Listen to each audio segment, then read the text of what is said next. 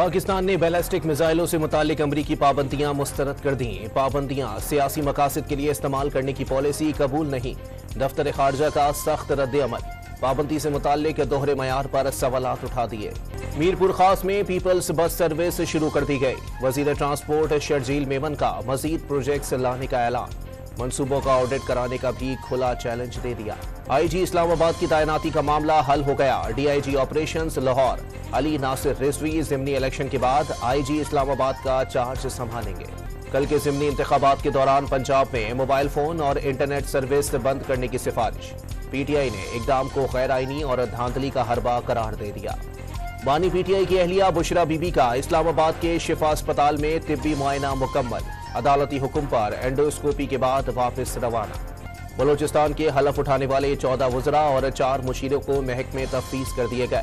میر ضیاء لانگو وزیر داخلہ، شعیب نوشیروانی وزیر خزانہ مقرر۔ لاہور میں چینی کی قیمتوں میں 4 روپے فی کلو اضافہ۔ عید سے قبل 133 روپے میں ملنے والی چینی 150 روپے میں ملنے لگی۔ اور پاکستان کرکٹ بورڈ حکام نے محمد رضوان کو قومی ٹی20 ٹیم کا نائب کپتان بنانے کی تیاریاں کر لیں۔ جلد اعلان متوقع۔